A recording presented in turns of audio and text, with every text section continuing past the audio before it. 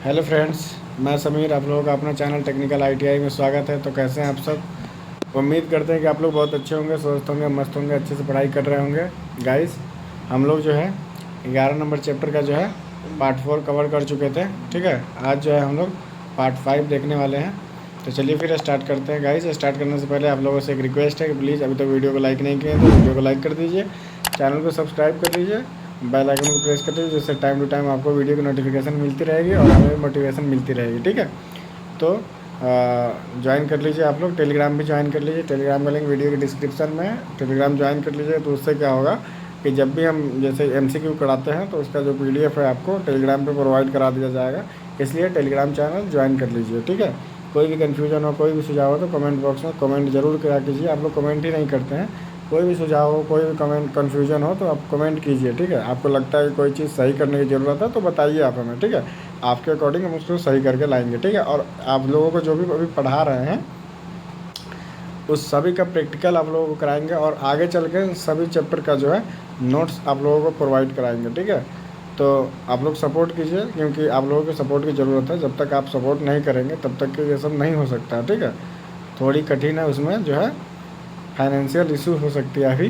तो आप लोग सपोर्ट करेंगे तो जिससे क्या होगा कि थोड़ी सपोर्ट हमें भी मिलेगी, तो आप लोगों के लिए जो है प्रैक्टिकल कंटेंट लाने में हेल्प मिलेगी। ठीक है, तो चलिए फिर स्टार्ट करते हैं। अभी तक लाइक नहीं किया है तो लाइक कर दीजिए।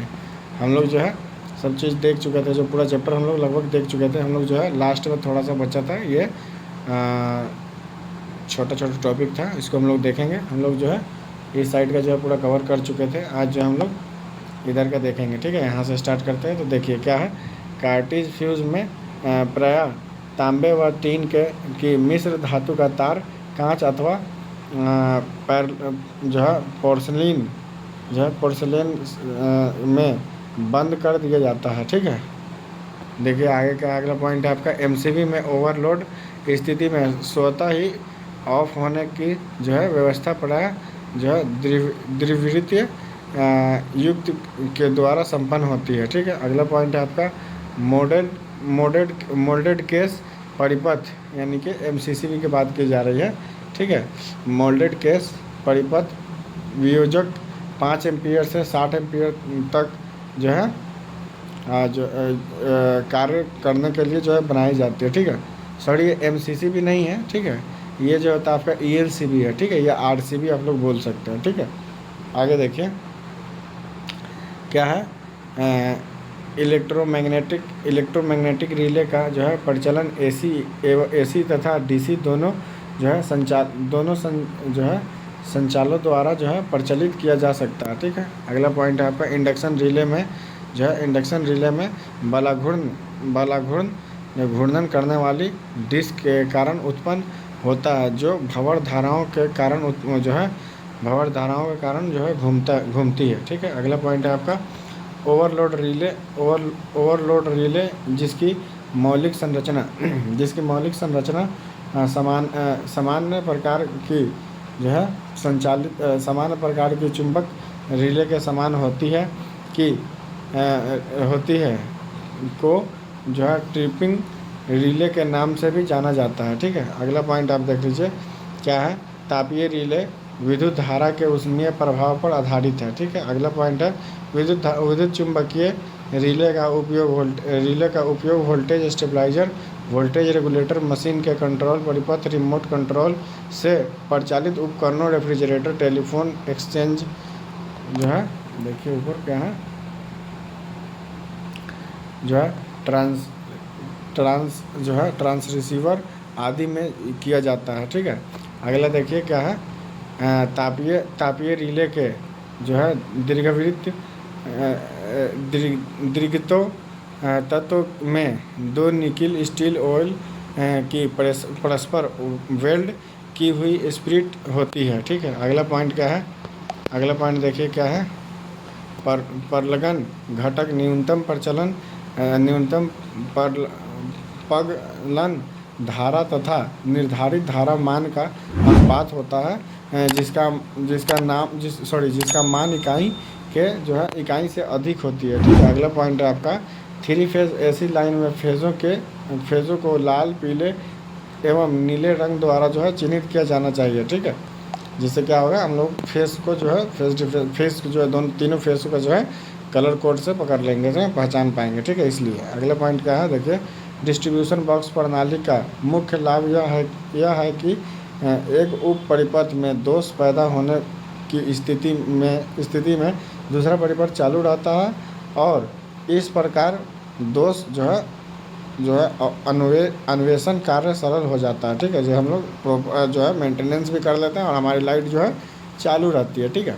अगला पॉइंट देखिए, अगला पॉइंट क्या है, टी प्रणाली में फ्यूज़ बिखरे होने के कारण दोष जो है ढूंढना कठिन होता है और साथ ही साथ इसमें आग लगने की खतरा भी बनी रहती है, ठीक है। अगला देखिए, आग लगने की खतरा भी रहता है उसके अंदर, ठीक है। अगला देखिए क्या है, केबल की धारा वहन क्षमता उसमें प्रयोग किए गए तारों के मोटाई, व्यास तथा तारों की संख्या पर निर्भर करती है, ठीक है। अगला पॉइंट है आपका, केबल को दो भिन्न भिन्न ग्रेडों जैसे 230 से 400 वोल्ट एवं 650 से 1100 वोल्ट में बनाया जाता है, ठीक है। अगला पॉइंट आपका देखिए, अगला पॉइंट क्या है आपका, फ्लेक्सिबल केबल वायरिंग में पीवीसी तथा सीटीएस केबल का प्रयोग किया जाता है, ठीक है। अगला पॉइंट देखिए क्या, बीआईएस संतुष्टियों के अनुसार लकड़ी के केसिंग कैपिंग जो है वायरिंग में केसिंग तथा दीवार के बीच 6.5 मोटे चीनी मिट्टी के जो है गोल इंसुलेटर प्रयोग किए जाने चाहिए, ठीक है। अगला पॉइंट आपका, पीवीसी केसिंग कैपिंग वायरिंग में केसिंग को दीवार पर जो है रावल प्लग लगाकर स्टील स्क्रू के द्वारा जो है कसा जाता है, ठीक है। अगला पॉइंट क्या है, बटन वायरिंग में सीटीएस यानी कि जो है कैब टाइप जो है देखिए स्ट्रीट तथा सीटीएस टीआरएस जो है प्रयोग होने के कारण इस सीटीएस तथा टीआरएस वायरिंग भी, इसे जो है सीटीएस या टीआरएस वायरिंग भी कहते हैं, ठीक है। अगला पॉइंट देखिए, इसका सेकंड लास्ट पॉइंट क्या है, देखिए क्या है, लेथ सीथेट वायरिंग रासायनिक पदार्थों जैसे अम्ल, क्षार आदि उत्पन्न करने वाली विद्युतशालाओं जो है उद्योगशालाओं के लिए जो है उपयुक्त नहीं होता है, ठीक है। अगला है, कम गेज वाला पाइप जिंक तथा एल्युमिनियम की चादरों तथा जो है अधिक गेज वाला पाइप मोल्ड स्टील के चादरों को जो है जोड़कर बनाया जाता है, ठीक है। अगला पॉइंट देखिए, अगला पॉइंट यहाँ पे क्या है, देखिए क्या, बैंड का प्रयोग वहाँ किया जाता है जहाँ पाइप को 90 डिग्री पर मोड़ना होता है, ठीक है। अगला पॉइंट क्या है, सेडल कंड्यूट पाइप दीवार के साथ कसने के लिए प्रयोग किए जाते हैं जिनका साइज कंड्यूट पाइप के साइज के अनुसार होता है, ठीक है। अगला पॉइंट क्या है, देखिए फ्लेक्सिबल कपलिंग कास्ट आयरन से निर्मित होती है जो फ्लेक्सिबल पाइपों को सॉलिड पाइपों से जो है जोड़ने के काम आती है, ठीक है। अगला पॉइंट क्या है, अगला पॉइंट देखिए, सीधे जो है अगला पॉइंट आपका, सतही कंडक्ट पाइप वायरिंग के अनुसार हल्के तथा भारी जो है गेज का आयरन कंडक्ट पाइप अथवा पीवीसी कंडक्ट पाइप प्रयोग किया जाता है, ठीक है। अगला पॉइंट है आपका, कंसील्ड वायरिंग को जो है डक्ट वायरिंग भी कहते हैं जो दीवारों के अंदर छिपी हुई होती है, ठीक है। अगला पॉइंट क्या है, छोटे व्यवसायों में प्रयुक्त कंट्रोल प्रणाली में कंट्रोल रिले प्रयोग की जाती है जो कि 24 वोल्ट कंट्रोल के स्थान पर 240 वोल्ट जो है कंडीशनिंग को अप्लाई करती है, ठीक है। अगला देखिए क्या है, औद्योगिक प्रशिक्षणों फैक्ट्रियों आदि में जो है लेन यानी कि लोकल एरिया नेटवर्क की सुविधा यानी कि या फिर यूटीपी केबल के माध्यम से ही प्रदान की जाती है, ठीक है। आगे देखिए,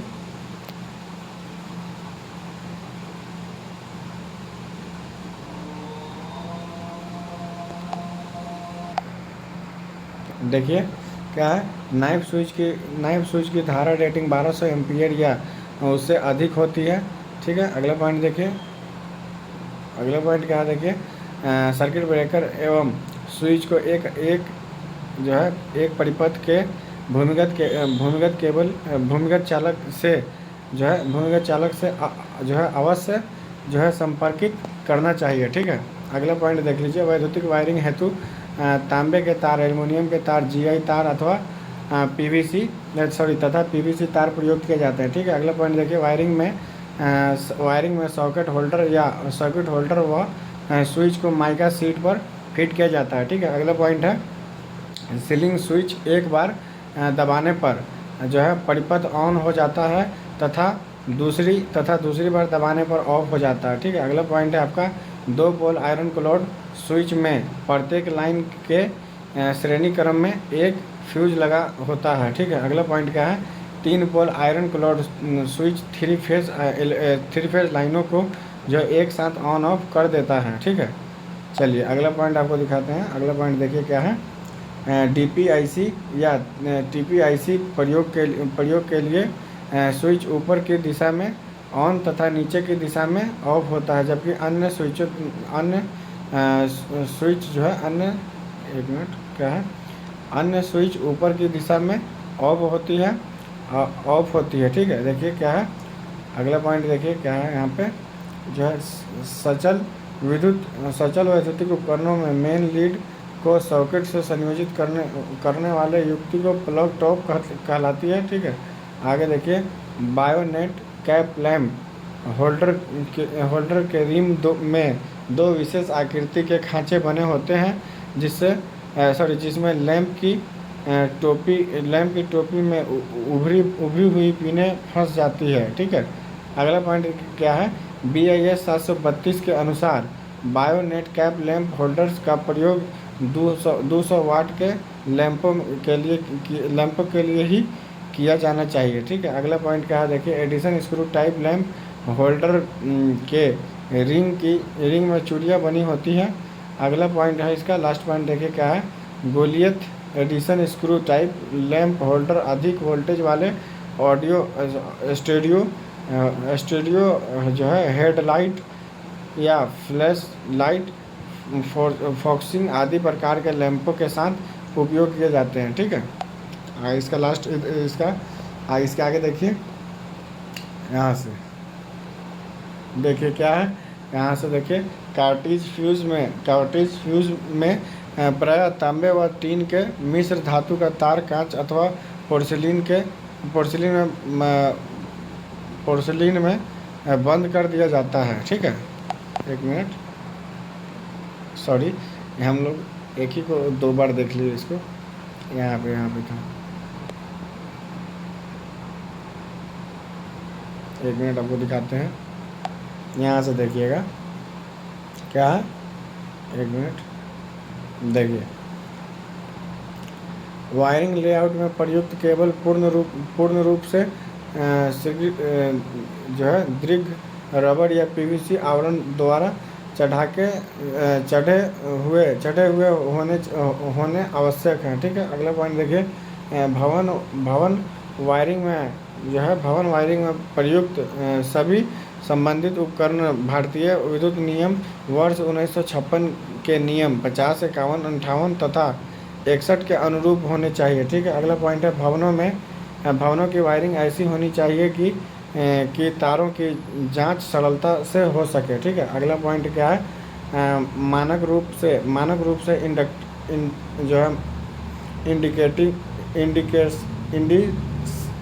इंडिकेसेंट लैंपों का निर्धारण 60 वाट, छत के पंखे, टेबल फैन व सॉकेट लेआउट पॉइंट का निर्धारण 60 वाट एवं शक्ति के लेआउट सॉकेटों का निर्धारण 1000 वाट माना जाता है। ठीक है, अगला पॉइंट देखिए, वायरिंग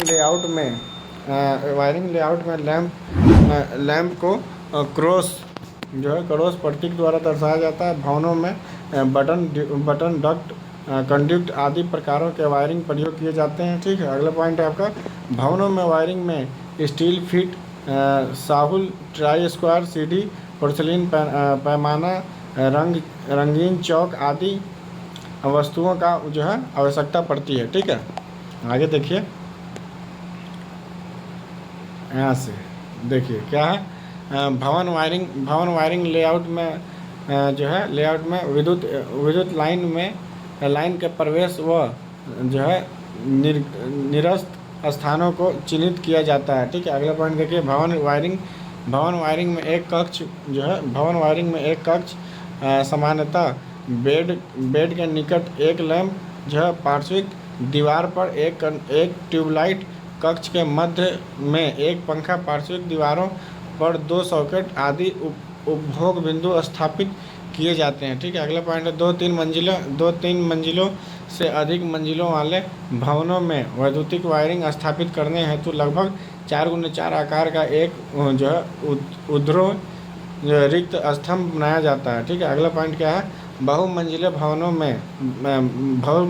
भवनों के प्रत्येक फ्लैट के प्रत्येक कक्ष की वायरिंग एक एमसीबी का प्रयोग आवश्यक रूप से किया जाता है। ठीक है, अगला पॉइंट देखिए, क्या होता है ना कि हर जो है फ्लैट का जो है पर्सनली अलग अलग होता है, इसलिए हम लोग हर फ्लैट का जो है मेन बॉक्स यानी कि जो आपका डिस्ट्रीब्यूशन बॉक्स होता है अलग अलग होता है। ठीक है, अगला देखिए क्या है, वैद्युतिक वायरिंग को उप परिपथों में विभक्त किया जाना चाहिए और लाइट एंड फैन तथा पावर के लिए पृथक उप परिपथ तैयार किए जाने चाहिए। ठीक है, अगला पॉइंट देखिए क्या है, लाइट एंड फैन उप परिपथ का कुल लोड 800 वाट और पावर उप परिपथ का कुल लोड 3000 वाट से अधिक नहीं होना चाहिए। ठीक है, अगला पॉइंट देख लीजिए, एक मिनट देखिए, यहाँ पे अगला पॉइंट क्या है, नियंत्रक स्विच बोर्ड की फर्श से ऊंचाई 1.3 मीटर होनी चाहिए तथा यह कक्ष के प्रवेश द्वार के निकट बाईं ओर स्थापित किया जाना चाहिए। अगला पॉइंट देखिए, सुरक्षा की दृष्टि से मध्य तथा उच्च वोल्टेज पर कार्य करने वाली मशीनों ट्रांसफार्मर आदि की दोहरी अर्थिंग की जानी चाहिए। अगला पॉइंट है, वायरिंग के फेज तथा न्यूट्रल तार के आपस में संयोजित होने से शॉर्ट सर्किट दोष उत्पन्न हो जाता है। ठीक है, अगला पॉइंट क्या है, यदि किसी देखिए अगला पॉइंट दिखाते हैं, यदि किसी स्विच को ऑन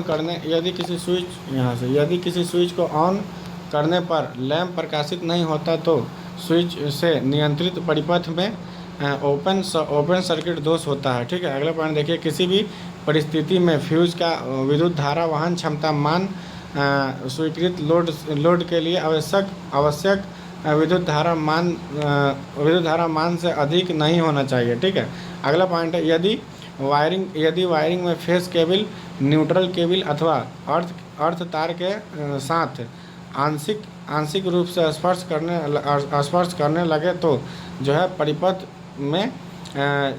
में लीकेज दोष उत्पन्न हो जाता है। ठीक है, लास्ट पॉइंट इसका देख लीजिए क्या है, भू संयोजित दोष को खोजने के लिए उपकरण की धात्विक बॉडी से जुड़ा अर्थ संयोजन हटा दिया जाता है और एक टेस्ट लैंप को उपकरण की बॉडी तथा अर्थ के मध्य संयोजित कर दिया जाता है। ठीक है, इसके साथ जो है आपका ये चैप्टर समाप्त हो गया। कल हम लोग जो है MCQ देखेंगे।